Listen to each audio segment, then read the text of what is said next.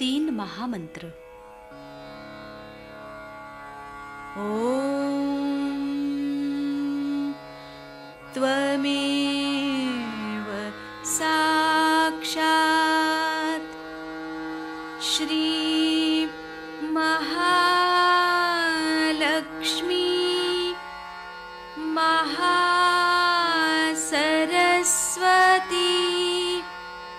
महाकाली त्रिगुणात्मिका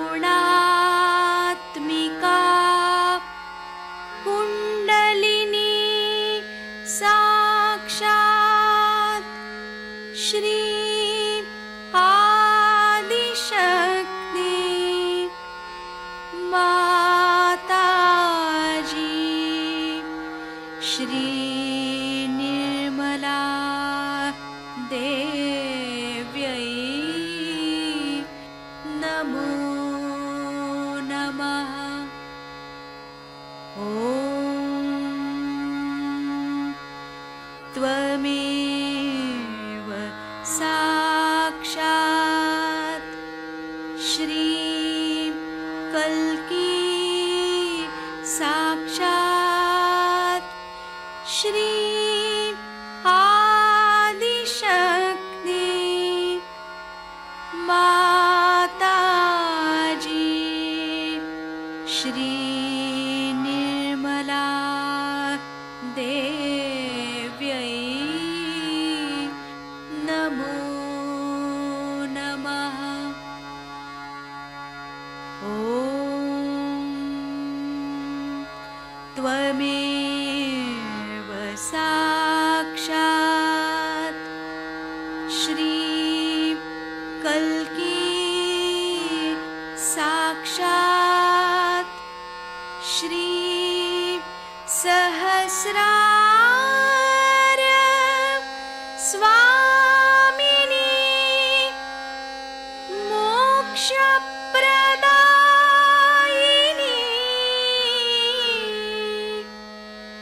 माताजी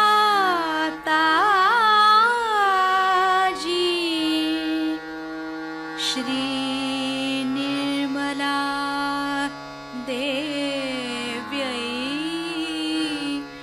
नमो नमः। श्री गणेश मंत्र।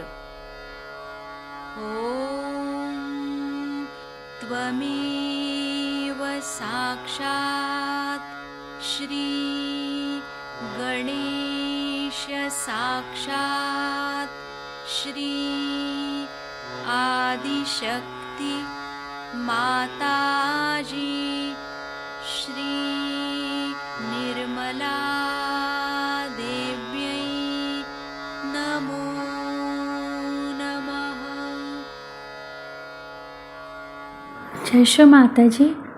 दोनों हाथ माँ के सामने हृदय में श्री माता जी की छवि को नमन करेंगे। संपूर्ण चित्त बीचों बीच हृदय में माँ की छवि को अपने हृदय में स्थिर करते हुए परम पूजनीय श्री माता जी कृपा करके हम सभी के हृदय को अपने प्रेम के योग्य बनाइए। श्री माता जी हम सभी आपसे बहुत प्रेम करते हैं, हम सभी के हृदय में आइए। हृदय में माँ को देखते हुए, श्री माता जी को देखते हुए, श्री माता जी हमारे इस हृदय को और भी पवित्र बनाइए श्री माता जी, ताकि आप यहाँ आ सकें।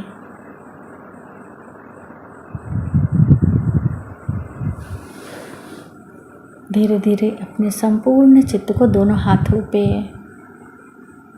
एक एक अंगुलियों पे,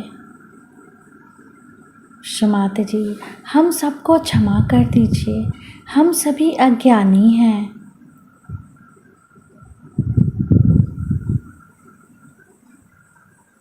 धीरे धीरे अपने संपूर्ण चित्त को लेफ्ट नाभि पर क्षमाते से प्रार्थना। क्षमाते जी, आपकी परम कृपा में हम शांत हैं, संतुष्ट हैं और उदार भी हैं। बाएं नाभि पर पूरा चित्त स्थिर करते हुए क्षमाते जी, हमारे बाएं नाभि में श्री गृहलक्ष्मी तत्व जागृत कीजिए। मंत्र ओम त्वमेव साक्षात श्री गृहलक्ष्मी साक्षात श्री आदि शक्ति माता जी श्री निर्मला देव्यै नमो नमः। क्षमाते जी, आपकी परम कृपा में हम शांत हैं, संतुष्ट हैं और उदार भी हैं। कृपा करके हमारे बाएं नाभि में अपना संपूर्ण चित्त आशीर्वादित कीजिए।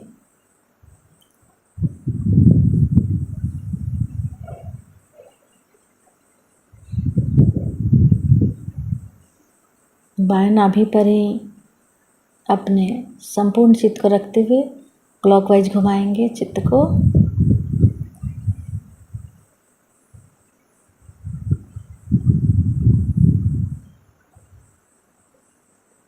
माता जी, आप ही तो श्री गृहलक्ष्मी भी हैं। कृपा करके हमारे बाएं नाभि में जागृत हो जाइए। धीरे धीरे अपने संपूर्ण चित्त राइट हार्ट पे,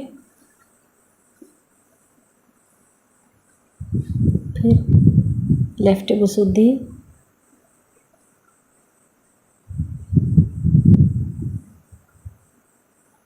लेफ्ट आज्ञा, सहस्त्रार। सहस्त्रार पर माँ से प्रार्थना। क्षमाते जी, हम आपकी अमृतवाणी को सुन सके ऐसी कृपा कीजिए। चीजें हम लोग इससे ले आते हैं कि आनंद का स्रोत आत्मा, और उस आनंद को हमने पाया और वो हमारे रग रग में से बहना चाहिए, हमारे जीवन से बहना चाहिए, हमारे हर व्यवहार से बहना चाहिए। इसलिए क्या करना चाहिए? पहले सबसे पहले हमें देना आना चाहिए। जो आदमी दे नहीं सकता वो आनंद का मजा नहीं उठा सकता, क्योंकि जब तक चीज बहेगी नहीं तो कैसा मजा है। जैसे एक मेंढक एक छोटे से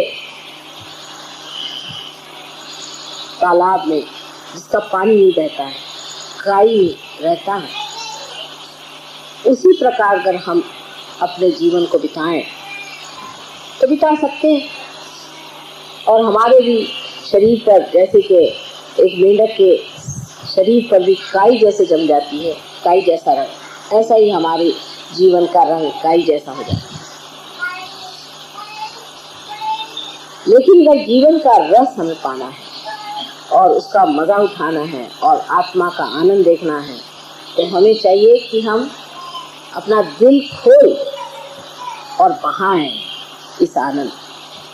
आप जानते हैं कि आपकी माँ की उम्र अब 63 साल की हो गई और हिंदुस्तान के हिसाब से 64 साल की हो गई, लेकिन कितनी मेहनत करती आप, इतनी सफर, करीबन हर तीसरे दिन सफर, दूसरे दिन सफर, उसके अलावा पहाड़ों जैसी कुंडली में उठाना, बड़ी मेहनत। फिर सारे न्यूज़पेपर वाले हैं, कुछ हैं, पूरी समय मेहनत से। हमारे साथ एक देवी जी हमसे 5 साल छोटी है, और मोदी साहब पूरी समय कहे कि ये बुढ़िया देखो बेचारी कितनी मेहनत कर। मैंने कहा मेरी बातें कर रहे हो तो मैं उसे 5 साल बड़ी हूँ, उनके लिए तो बुढ़िया बेचारी कितनी चल रही, ये बुढ़िया कितना करे। मैंने कहा मैं कौन हूँ, मुझको देखो। तो वो तो सोचते नहीं कि मैं बुढ़िया हूँ, क्योंकि अभी तक देने की शक्ति बहुत ज्यादा है, उसकी क्षमता है। जब तक देने की शक्ति आपके अंदर है तब तक आप कभी भी बूढ़े नहीं हो सकते। इसलिए देना सीख, दिल खोल, तब आनंद देखिए कैसा होगा। सूक्ष्म में दिल खोल देना चाहिए, लेकिन यही हमारी सभ्यता का तत्व है कि लोग जितने जितने अपने यहाँ लोग हो गए, बड़े बड़े इनके आख्यान आप इसमें से हरिश्चंद्र है, चिड़िया बेटे की आपने बात सुनी होगी, ये जो कुछ भी आपने पढ़ा है इसमें ऐसे ही लोगों की महानता बताई है जो दिल खोल करके देते, वही आपसे भी है। इस संस्कृति की महत्ता कितनी भी गाई जाए वो कम है, लेकिन सिर्फ महत्ता से नहीं है, वो हमारे अंदर भिड़नी चाहिए, हमारे अंदर उसका पूरा प्रवेश होना चाहिए, उसके अंग अंग में हमें मजा आना और हमें उससे खुश होना। अभी भी जहाँ ये संस्कृति है वहाँ बड़ा मजा आता है। एक बार हम गए थे राहुरी के पास, तो वहाँ के बहुत से इंजीनियर थे बेचारे, कोई खास तनख्वाह नहीं, छोटे छोटे घर, उनमें की एक छोटी सी वो आई, कहने माँ कल आप लोग हमारे यहाँ ब्रेकफास्ट पे आए।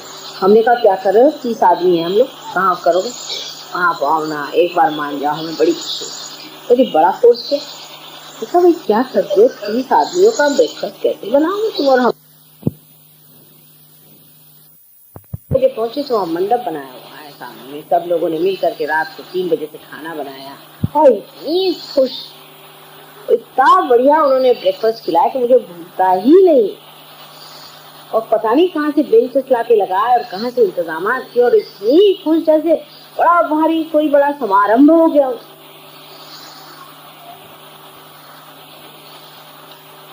ये हमारा देश, ये हमारी सब, इसको मत छोड़ो, इसको फिर से पनपाना है, इसको बढ़ावा देना। हमारा संगीत, हमारी कलाएं, हमारा जो कुछ भी है बड़ा गहन है, उसको समझिए क्या चीज,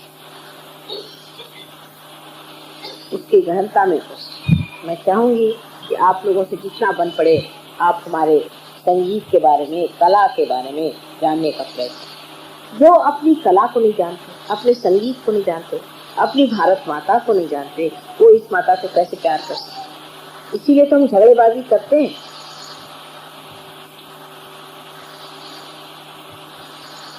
आज सिर्फ आपसे बातचीत करने की तो कर ली, अब मैं चाहती हूँ कि अगले समय में आऊँ तो आप लोग ये समझें कि हमारे क्या क्या त्योहार होते हैं, उन त्योहार में क्या क्या होता है। हमारे यहाँ छोटी छोटी दवाइयाँ हैं जो कि बहुत सालों से चली आ रही, छोटी छोटी बातचीत है, जैसे केला खाया उसके बाद चना खाओ या कोई चीज़ खाओ, उसके बाद पानी, धूप में से आए आप पानी मत। आजकल लोग सब हिंदुस्तान में बीमार हो जाते हैं, वजह क्या है, ये छोटी छोटी नियम जीवन के जो बनाए हुए हैं समझदारी के, वो हम नहीं पाते। इसमें क्या हो गया कि आप अस्पताल में जाएंगे और क्या होगा। अब जैसे अंगूर दिया है समझ, अब पहले हमने अंगूर खा लिया, उसके बाद हम लिमका नहीं पी सकते, आप तो पी लिया, हमने कहा चलो अब क्या करें, हमारी बात और। लेकिन आप लोगों को नहीं, फल खाने के बाद पानी पी लिया, आइसक्रीम खाने के बाद कॉफी पी ली, या कॉफी के बाद आइसक्रीम खा लिया तो गए। ये छोटी छोटी बातें हमारे जीवन की, जो छोटी छोटी चीजें हमें, जैसे कहते हैं कि अणु परमाणु में हमारा जो है जीवन बड़ा ही सुघर, सुव्यवस्थित और ऐसा बनाया गया है कि जिससे मनुष्य हमेशा स्वस्थ, उसकी तंदुरुस्ती स्वस्थ रहे, उसका मन स्वस्थ रहे, उसका चित्त स्वस्थ रहे, और जिससे अंत में वो परमात्मा को प्राप्त। ऐसे सुंदर सारा बना, लेकिन उसको समझ लेना।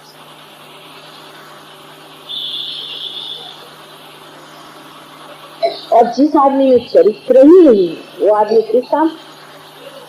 लेकिन चरित्र को बढ़ावा देने वाली, उसको सजाने वाली, उसको पूरी तरह से प्लावित करने वाली जो शक्ति है वो है आपकी सभ्यता।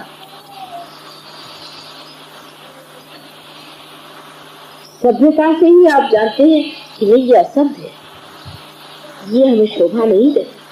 तो आज की हमारी इस डेट में हम चाहेंगे कि आप अपनी भारतीय संस्कृति जो है उसको सर आंखों पे लगाकर मान्य करें, उसे स्वीकार करें। और उसमें ही आप देखिएगा कि आपका चरित्र ऊंचा होता है। शिवाजी का चरित्र माना जाता है बहुत ऊंचा, और शिवाजी की न जाने कितनी बातें आपको बतानी चाहिए, लेकिन उनके चरित्र में माँ का बहुत बड़ा स्थान। लेकिन एक बार सुनते हैं कि कल्याण के सूबेदार की बहू कोई उनके सरदार पकड़ के लाए, वो बहुत लावण्यवती और उसका बहुत खजीना था, सब कुछ उठा के ले आया, उसका सारा माल, उसके सारे जागरात और ये और वो, काफी लोगों को पकड़ के। और जब शिवाजी दरबार में बैठे तो उनके सामने पेश किया, तो वो घूंघट तो नहीं लेकिन नकाब पहने हुए। तो उन्होंने कहा कि आप अपना नकाब हटाइए। जब उन्होंने नकाब हटाया तो बड़े काव्यमय, बजाय इसके कि कहे कि आप हमारी बहन हैं, उन्होंने कहा कि अगर हमारी माँ आपके इतनी खूबसूरत होती तो हम भी आपके इतने खूबसूरत होते। उसके आंख से आंसू। उसके बाद उनके जितनी भी चीजें थी, जो जेवरात थे, हर चीज उनके हर आदमी को बाइज्जत कल्याण तक पहुंचाया और बहुत नाराज। ये हमारे देश का चरित्र। राणा प्रताप एक बार जरा झुक गए क्योंकि बहुत परेशानी में थे। उनकी लड़की के लिए घास की रोटी बनाई, वो तक एक गिलास उठा के ले गया। उसको देख करके कहाँ राणा प्रताप जैसा आज कोई आदमी है आपके पॉलिटिक्स में? सब चोर बैठे हैं। तो जब वो उठा के ले गई दिल्ली, तो राणा प्रताप के मन में आया और वो चिट्ठी लिखने बैठे कि मैं आपको शहनशाह को कि मैं आपकी शरणागत। जैसे उन्होंने पढ़ा उनकी बीवी ने, उन्होंने भाला उठा अपने लड़की को मारने के लिए दौड़े। तो कहले ये क्या करे? कहले इसको ही मार डालती हूँ जिसकी वजह से तुम ये सोच रहे। ये हमारी देश के औरतों का चरित्र। और आजकल जो ये नमूने दिखाई दे रहे हैं, ये कहाँ से पैदा हुए यहाँ पता नहीं, लेकिन सहयोगियों की औरतें इसी तरह की होनी चाहिए और मर्द भी इसी तरह के।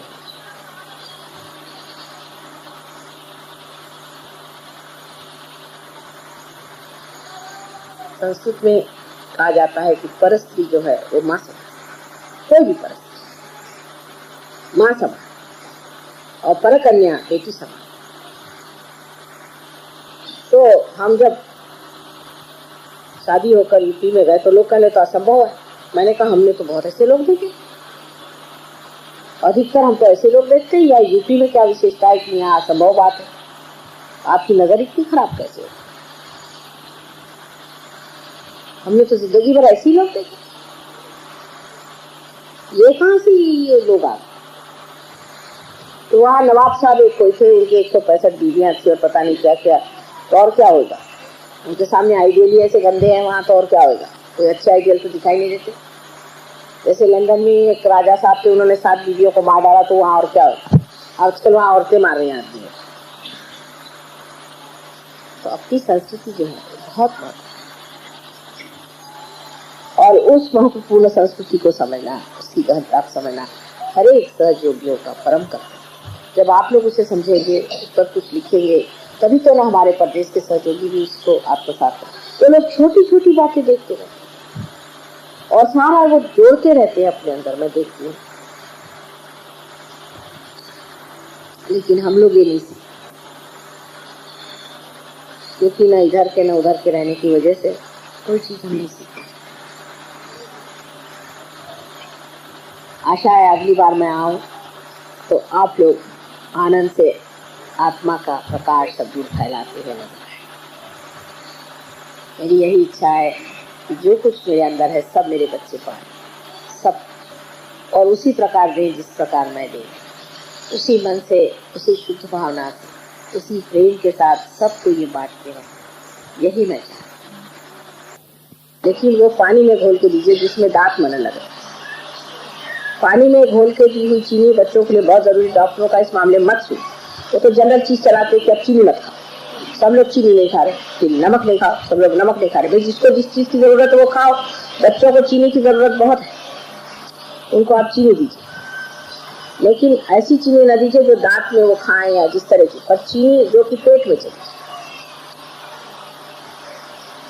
दूसरे ये कि गर्मियों के दिनों में कोकम नाम का एक फल आता है, महाराष्ट्र इसमें मिलेगा, उसको भिगो लिया रात, उसको दूसरे दिन चाहे तो थोड़ा उबाल लिया, उसका रस निकाल के उसको चीनी डाल करके और उसको रख लीजिए, दिन भर बच्चे को पीजिए।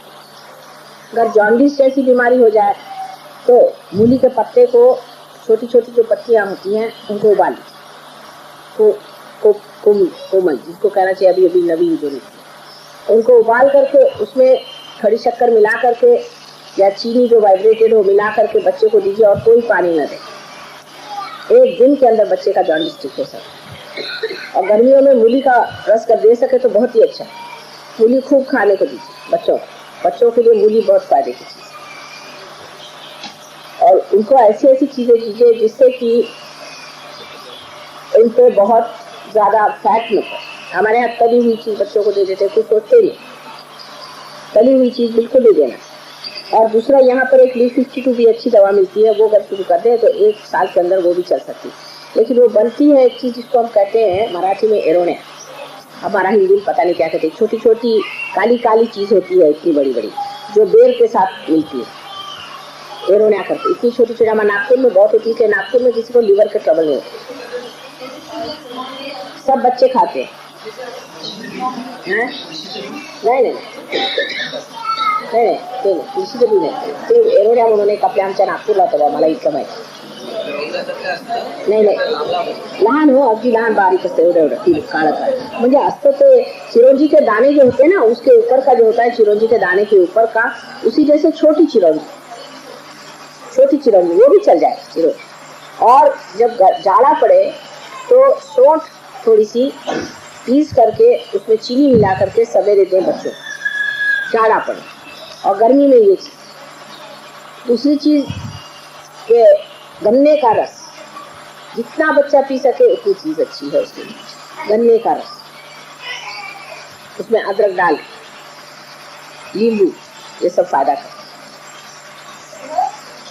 और बच्चों को ज्यादातर ये कर रहे वो कर रहे ऐसे नहीं करना चाहिए, सवेरे उठो जल्दी चलो ये करो ऐसे नहीं करना चाहिए। इससे इनकी जिसको आप लोग तिल्ली कहते हैं स्प्रीन खराब हो जाती है और इसी से ब्लड कैंसर हो जाता है। हेक्टिक लाइफ को लीड करता है, उसको ब्लड कैंसर होता है। हेक्टिक में बच्चों को बनाना चाहिए, बच्चों को बहुत शांतिपूर्वक रखना चाहिए, समझे ना। अब लीवर का रख लीजिए, आपको खुद लीवर है, आपको खुद लीवर की ट्रबल है, सारा मुंह पे जो है लीवर से तो आया, सब लीवर है। माने आपको बचपन में खूब तल के पूरियां खिलाए, पूरी खाना, पराठे खाना, ये सब गंदी चीजें हैं। और वो रख के रात में फिर बासी खाना, ये भी एक शौक है। पराठे तो बिल्कुल बंद कर दीजिए आप लोग।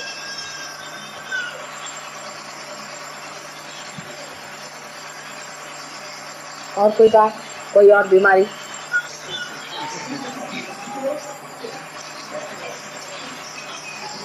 काय झालंय ना, कशाला खोकला नाही?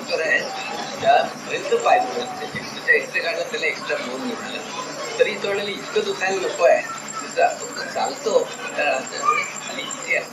अहो त्याला व्हायब्रेशनची सवय ठीक, तर तुम्ही व्हायब्रेशन द्या।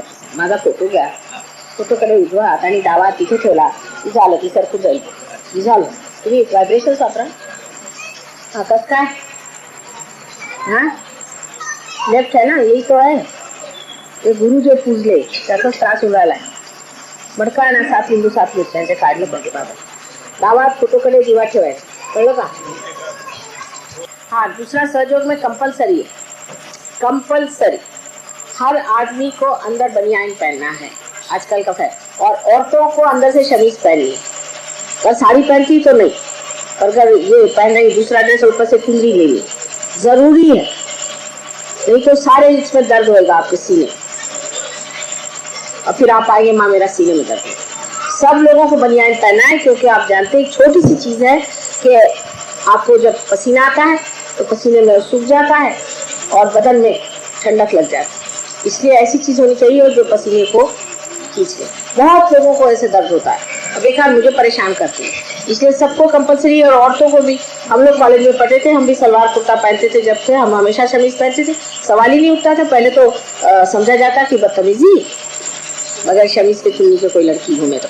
और दूसरी बात ये भी होती थी कि सलवार के जब तक उस तरह से पहना न जाएगा, समझिए एक आधे कपड़े के साथ नहीं हो, शमीज तो पहना नहीं जाता। शमीज पहनने का रिवाज पहले था, अब पता नहीं सब लोग ऐसे फैशनेबल हो गए कि कुछ समझ ही नहीं है। वो किस लिए बनाया गया था? कायदे के लिए कि वो आपके अब्सॉर्ब कर ले।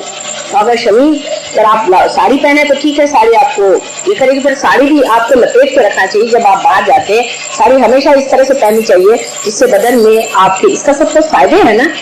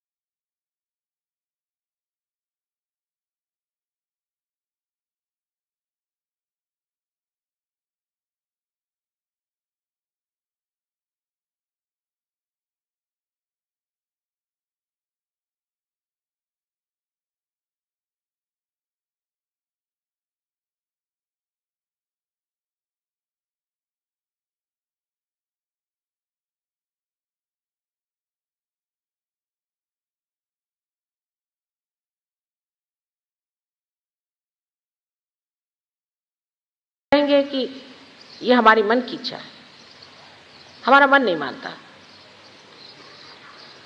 मन नहीं मानता माने माइंड से कोई मतलब नहीं हुआ, मन नहीं मानता है।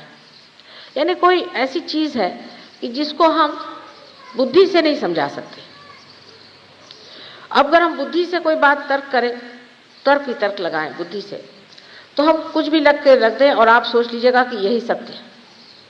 जैसे एक कैपिटलिस्ट आएगा तो ऐसे आपकी खोपड़ी चाट जाएगा और आपको ऐसा समझा जाएगा कि यही सत्य है, कि आप सोचेंगे कैपिटलिज्म ही सत्य है।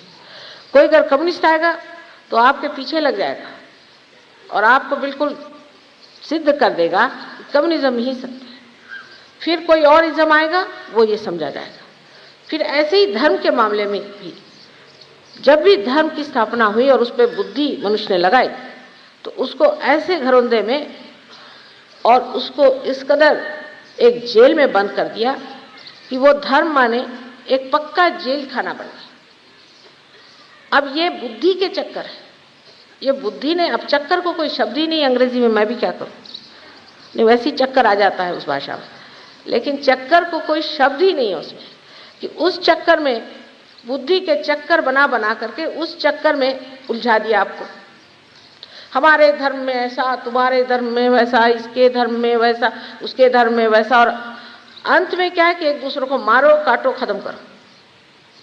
किसी भी धर्म में ये हो ही नहीं सकता। तो ये मेंढक कहाँ से निकले पूछना चाहिए कि जब उस धर्म में हो ही नहीं सकते तो ये कहाँ से निकले। अगर आप पानी को कहीं ले जाकर सड़ा दीजिए तो उसमें और क्या होगा। जहाँ की पानी बिल्कुल रुक जाता है, स्टैग्नेट हो जाता है, वहाँ हर तरह के कीड़े मकोड़े पैदा हो जाते हैं। उसी प्रकार इस बुद्धि का भी है कि जब बुद्धि को आप किसी भी एक घरौंदे में बांध देते हैं, किसी भी विचारधारा जिसको कि धारणा कह करके आप किसी एक विशेष चीज समझ करके मान लेते हैं, तब सब चीज नगण्य हो जाती है, सब चीज व्यर्थ हो जाती है, और वही चीज जिसको कि आपने माना है वो आपका घरौंदा ही सर्वस्व हो जाता है। फिर उससे परे उठना बड़ा कठिन।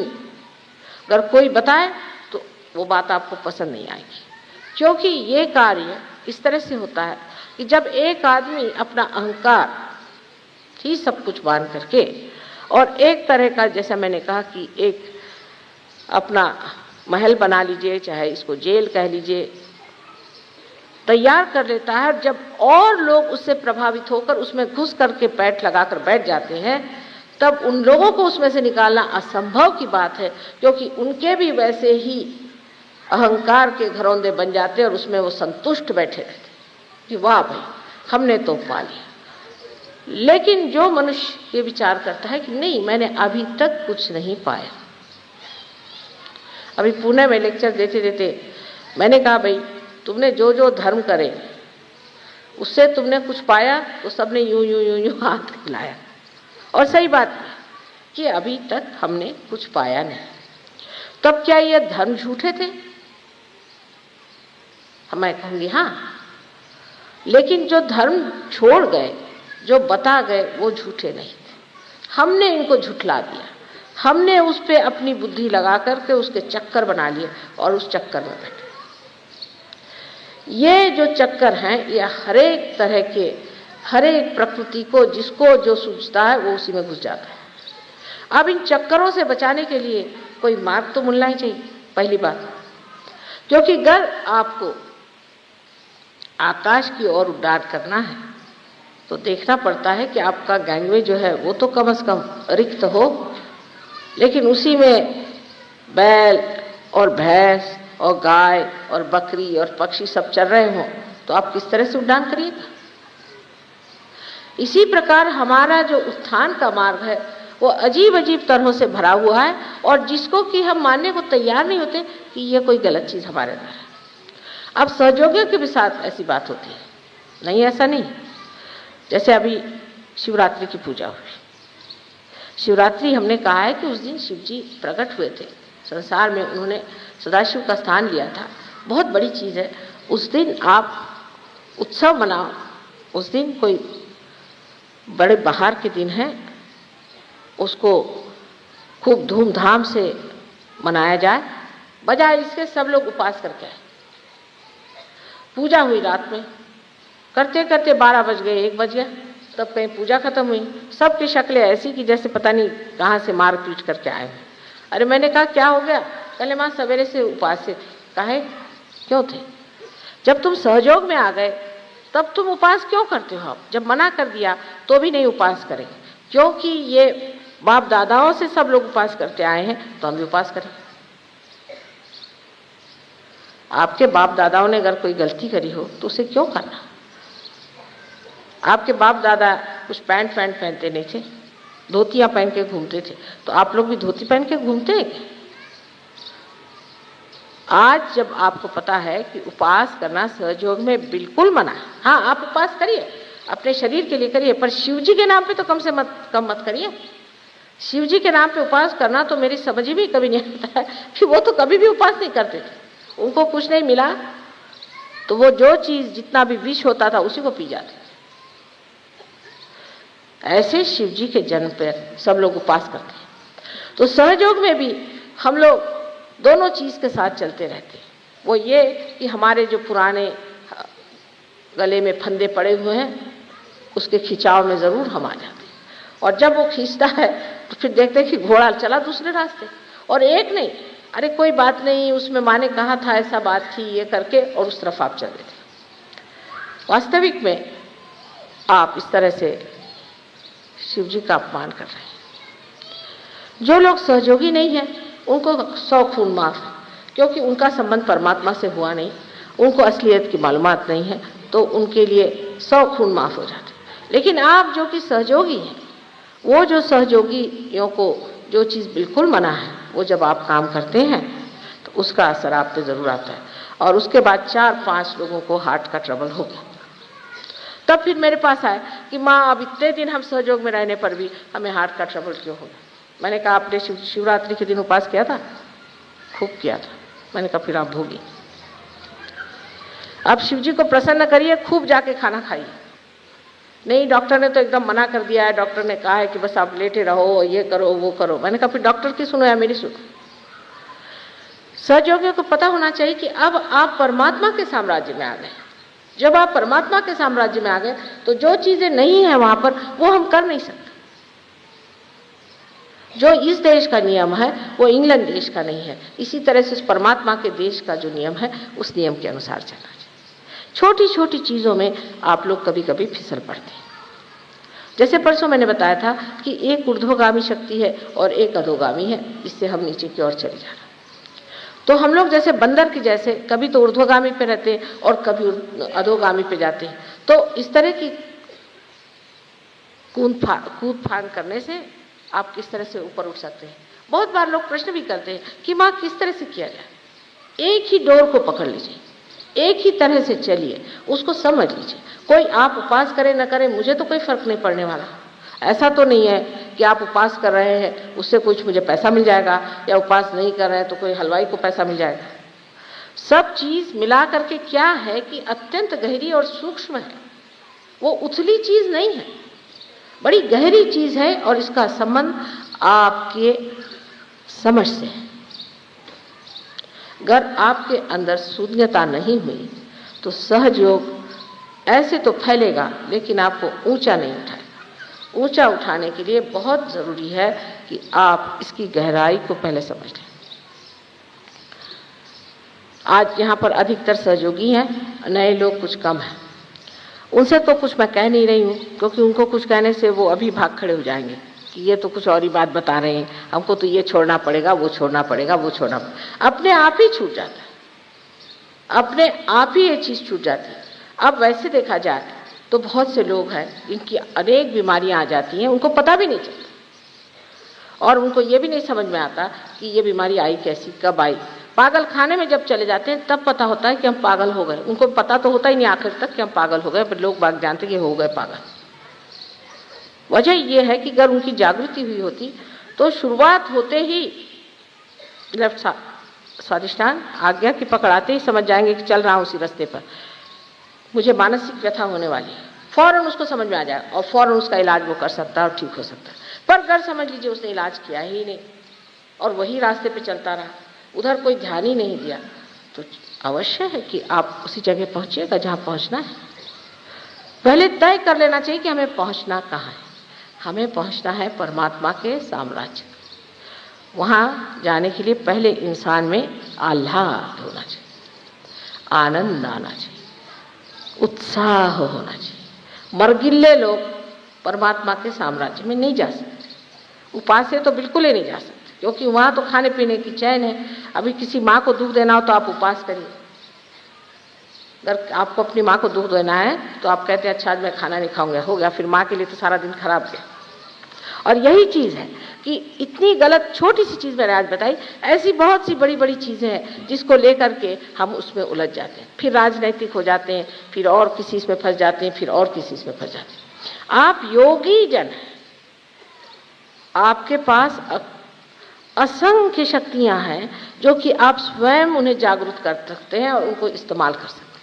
लेकिन जब हम कहते हैं कि हम माँ तुमको समर्पित होते हैं, मैंने क्या समर्पण किया, मुझे तो कुछ भी नहीं चाहिए। किस चीज को आप समर्पित कर रहे हैं? सोचिए कौन सी बात है जिससे आप मेरे और समर्पित कर रहे हैं। आप समर्पित कर रहे हैं यही जो बनाए हुए बेड़े हैं आपके, यही जो घरौंदे जिसमें आप बैठे हुए हैं, यही जो अपने अपने जिसे कहते हैं जेल बनाए हुए हैं, जिस जेल के अंदर आप बड़े व्यवस्थित रूप से सोच रहे हैं कि आप परमात्मा के साम्राज्य में, इसको ही त्यागना है। और वो त्यागने के लिए बहुत ही आसान तरीका ये है कि आप सबसे पहले ध्यान धारणा में निर्विचारिता में जाएं। जब आपके मन में विचार आता है तो उस विचार ही के माध्यम से आपके ये पिछले किए हुए कहना चाहिए घर, गरौंदे आपको घेर लेते हैं। जितनी देर आप निर्विचारिता में बैठ सकेंगे उतना ही आपका वृक्ष बढ़ेगा। निर्विचारिता में ही आत्मिक वृक्ष बढ़ता है और कोई ऐसा वातावरण नहीं जिसमें ये इसकी वृद्धि हो सकती। कोई कहेगा कि हमने खूब बैठ के माँ के भजन गाए, उससे कोई कितना भी भजन गाए, कोई कितने भी मंत्र कहे, चाहे कुछ कह ले, उस मंत्रों से या उस भजन से अगर आपके अंदर निर्विचारिता स्थापित नहीं होती तो आप चूक गए उस बात को। बहुत से लोग हैं, हमने देखा, अभी एक देखा हमने, हरे रामा होरे रामा होरे रामा, पागल के जैसे सारी दुनिया दौड़ रही। अभी कहाँ जा रहे? एक मनोरंजन करते हुए सारे दौड़े जा रहे हैं, हरे रामा। उससे क्या मिलने का? उससे किसी को कुछ मिला? किसी में कोई परिवर्तन आया? कोई उनमें अच्छाई आई? सिर्फ आपने बजाय इसके कि आप इस तरह के कपड़े पहने के कुछ और कपड़े पहन लिए और रास्ते में आप दौड़ते घूम रहे चिल्लाते हुए हरे रामा हरे कृष्णा। आपके अंदर कृष्ण की कोई चेतना आई है? कृष्ण की चेतना है कि आप साक्षी स्वरूप हो जाते? क्या आप साक्षी स्वरूप हो गए? फिर इस तरह की बाह्य चीज़ों में उलझ जाने से भी मनुष्य कभी कभी अपनी ऊर्ध्वगामी गति को बदल करके अधोगामी पर आ सकता है। जैसे एक छोटी सी चीज़ मैंने आपसे बताई, मनोरंजन। मनोरंजन सहयोग में मना नहीं है, लेकिन मनोरंजन ऐसा होना चाहिए कि जिससे आप में निर्विचारिता स्थापित हो। लेक्चर ऐसा होना चाहिए जिससे आप में निर्विचारिता स्थापित हो। मंत्र ऐसे कहना चाहिए जिससे आपके अंदर निर्विचारिता स्थापित हो। ध्यान ऐसा होना चाहिए जिससे आपके अंदर निर्विचारिता आनी चाहिए। कोई सा भी कार्य करते वक्त अगर आप निर्विचार हो जाएं तो सारी परमात्मा की शक्तियां आपके अंदर से कार्यान्वित होंगी। तो सबसे पहली बात है कि निर्विचारिता में उतरना चाहिए। लेकिन लोगों को ऐसी ही चीज़ें अच्छी लगती हैं जिसमें विचार को चालना मिले, जिसमें मनुष्य सोचता रहे, पागलों जैसे सोचता सोचता उसको समझ ले कि हाँ मैंने कितना सोचा, या पढ़ते पढ़ते एकदम ऐसा सोच ले कि हाँ मैं तो बिल्कुल महाविद्वान हूँ। इन विद्वानों के लिए परमात्मा के साम्राज्य में जगह नहीं। जगह है उन लोगों के लिए जिन्होंने अपने आत्मा को अपने चित्त पर पूरी तरह से प्रकाशित होने दिया, और उसका माध्यम एक ही है, निर्विचारिता। तो प्रथम निर्विचार समाधि को आपको स्थापित करना चाहिए। निर्विचार समाधि को प्राप्त करने के बाद आप देखते हैं कि धीरे धीरे आपके अंदर खुद ही परिवर्तन आने लग जाता है। निर्विचारिता में आप अपने को, स्वयं को देखने लग जाते हैं। आपको दूसरों के अलावा अपने में ही दोष दिखाई देने लगते हैं। सर्वप्रथम जब सहयोगी लोग आते हैं बाहर से, या सर्वप्रथम जो कहना चाहिए सत्य शोधक आते हैं, तो वो यही ढूंढते रहते हैं, अरे ये सहयोगी है, ये तो ऐसा था, वो सहयोगी है, वो तो वैसा था। उन लोगों को देखकर आधे में ही मुड़ जाते हैं। सहयोग सबके लिए खुला है, सबके लिए द्वार उसके खुले हुए हैं। कोई लोग जो इसके गर्भ में हैं वो बड़े महान हैं, और कोई जो उसके परिधि में जो घूमते हैं, पेरिफेरी पे जो घूमते हैं, उनमें बहुत खराबियां भी हो सकती, पर वो भी अच्छे हो सकते हैं। तो आप उनको ही देख करके मुड़ गए तो आप कहाँ तक पहुँचे? जब आप अंदर आएंगे तब आप देखेंगे कि ये जो गर्भ में बैठे लोग हैं, इनमें कोई विशेषता है, इनमें कोई चमत्कार है, इन्होंने कुछ पाया हुआ है। तब उनको देखते हुए आप सोचें कि हमें भी कुछ पाना है और हमें भी परिवर्तन आना चाहिए। जब आप निर्विचारिता में आते हैं तो साक्षी भाव से आप अपनी ओर देखते हैं और आप फौरन जान लेते हैं, अच्छा तो मैं आजकल चालाकी कर रहा हूँ, ठीक है, बड़े चालाक बनते हैं आप अपने ही ओर देखते हैं शीशे में, वाह जनाब चालाक महाराज, क्या कहने आपके, फौरन आपकी चालाकी गिर के ज़मीन पर उसी वक्त खत्म हो जाती है। कारण जो चीज़ व्यर्थ है, जिस चीज़ से हमें एक तरह का वजन हो जाता है, जिस चीज़ से हमारे उत्थान में रुकावट होती, वो चीज़ धीरे धीरे झड़ती जाती है। निर्विचारिता में ही आप हर चीज़ को ऐसा देख सकते हैं जिसे कहना चाहिए निरपेक्ष भाव से, जिसमें कि आपको किसी से भी लगाव नहीं हो सकता। जैसे आपका बच्चा है, आप उसे निरपेक्षता से देखें, उसके और साक्षी और रूप से देखना शुरू करें। आप देखिएगा कि ये मासूम बच्चा कितना सुंदर है, कितना अच्छा है और कितना परमात्मा को प्यारा लगता है। फिर आप देखेंगे कि उसके बोलने में, उसके चलने में, हर चीज़ में उसका जो आनंद है, जो परमात्मा ने अपने सुंदर हाथों से उसमें भरा हुआ है, उसकी एक एक चीज़ में, इतनी छोटी छोटी चीज़ में, उसके चलने में, बोलने में, हंसने में आपको दिखाई देगा कि किस कदर वो बिल्कुल परमात्मा का ही बनाया हुआ कोई रूप है। लेकिन ये न हो ये मेरा बच्चा है, फिर तूने ऐसा किया, उसको 2 झापड़ मारी, फिर तू ऐसा गया वैसा किया, उसका जितना भी आनंद उठाने का खत्म हो गया। निर्विचारित में आप बैठने से बच्चा भी आपको समझ सकता है, और बच्चा ये सोचेगा कि देखिए ये तो मुझे देख रहे हैं और मैं भी इनको देख रहा हूँ, और धीरे धीरे निर्विचारिता की शक्ति जो है उसमें प्रकट होकर के उसको भी आत्म साक्षात्कार हो सकता है। तो तटस्थता जिसे कहते हैं कि तटस्थ होकर के निर्विचारिता में आप दूसरों की ओर नजर करें। सहयोग में जब आप प्रवेश करते हैं तो सर्वप्रथम तटस्थ होना चाहिए। जैसे कि एक साइंटिस्ट जब किसी कॉलेज में जाता है शुरू में, तो वो तटस्थ होकर जाता है कि देखें आगे है क्या। लेकिन अगर शुरू ही से आप बहुत अकलमंद हैं तो आपके आगे सहयोग कहता अच्छा माफ करिए, आप जाइए अपने अकल को लेकर। अब जो इन लोगों ने कहा कि आपको बुद्धि से परे उठना चाहिए, सो कहना बात ठीक है, बुद्धि से परे उठना चाहिए, पर कैसे? बुद्धि का असर सारा अपने आज्ञा चक्र पे आता है, और आज्ञा चक्र पे आया हुआ असर निकालने के लिए भी इलाज निर्विचारिता है। बुद्ध ने तो सिर्फ कहा था कि आप अपनी आत्मा ही को प्राप्त करो, बाकी सब बात छोड़ो, भगवान की बात छोड़ो, कोई बातें मत करो।